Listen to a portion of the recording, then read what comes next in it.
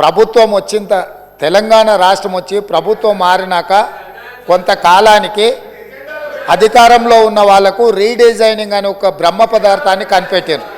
ఆ బ్రహ్మ పదార్థంతోనే తుమ్మిడిహెట్టి దగ్గర నిర్మించాల్సిన ప్రాజెక్టును వివిధ మార్పులకు చేర్పులకు దారితీసి చివరికి మేడిగడ్డ, అన్నారము, సుందిల్ల ఇక్కడ బ్యారేజీలు కట్టి మేడిగడ్డ నుంచి లిఫ్ట్ చేసి అన్నారంలో పోస్తాం, అన్నారంలో నుంచి లిఫ్ట్ చేసి సుందిల్లలో పోస్తాం, సుందిల్లలో నుంచి నీళ్లు లిఫ్ట్ చేసి మిడ్మానేర్లో పోస్తాం, అక్కడి నుంచి మిగతా ప్రాంతాలకు నీటిని తరలిస్తామని చెప్పి ప్రాజెక్టు రీడిజైనింగ్ అని ఒక బ్రహ్మ పదార్థాన్ని కనిపెట్టి 38,500 కోట్ల రూపాయల అంచనాతో ప్రారంభమైన ఈ పనులను 1,47,000 కోట్ల రూపాయలకు పెంచింది అధ్యక్ష.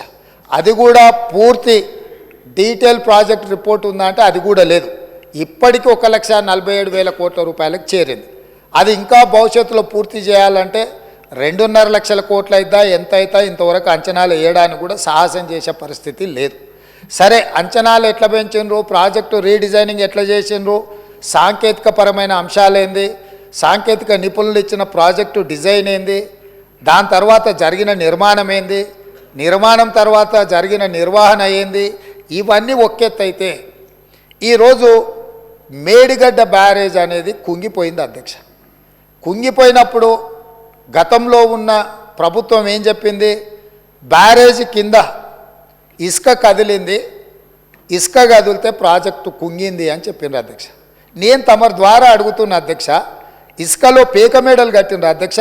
ఇసుక కదిలేటట్ల ప్రాజెక్టు బ్యారేజు కట్టి 1,000 కోట్ల రూపాయలు ఖర్చు పెట్టి ఈరోజు అది కుంగిపోయితే చుట్టూత పోలీసు పహారాలు, వాఘా బార్డర్లో కూడా అంత పోలీసు పహారాలు లేవు. అంటే భారత్ పాకిస్తాన్ సరిహద్దులో వాఘా బార్డర్ ఉంటుంది. అంటే పాకిస్తాన్లోకి వెళ్ళాలి అని అంటే అక్కడ మొత్తం శత్రు దుర్భేద్య విధంగా పహారాలు కాస్తుంటారు పోలీసులు, అక్కడ ఉండే ఆర్మీ.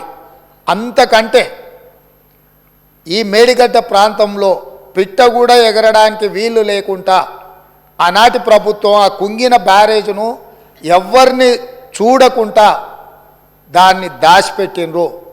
దాంతో కేంద్ర ప్రభుత్వం దీనికి సంబంధించి ఫిర్యాదులు అందిన నేపథ్యంలో నేషనల్ డ్యామ్ సేఫ్ అథారిటీ అధికారులను పంపించి ప్రాథమికంగా ఆ ప్రాజెక్ట్ ఏం జరిగిందో చూసి ఒక నివేదిక ఇచ్చిండ్రు. ఆ కేంద్ర ప్రభుత్వం నుంచి ఇచ్చిన సాంకేతిక నిపుణులు ఇచ్చిన నివేదికను కూడా గత ప్రభుత్వం తప్పుపట్టింది. ఆ తర్వాత కాంగ్రెస్ అధికారంలోకి వచ్చిన తర్వాత అక్కడ జరుగుతున్న పరిణామాల నేపథ్యంలో కొంతమంది అధికారులు ఆఫీసుల నుంచి ఫైల్స్ మాయం చేసిందని టీవీలలో పేపర్లలో పెద్ద ఎత్తున వచ్చింది.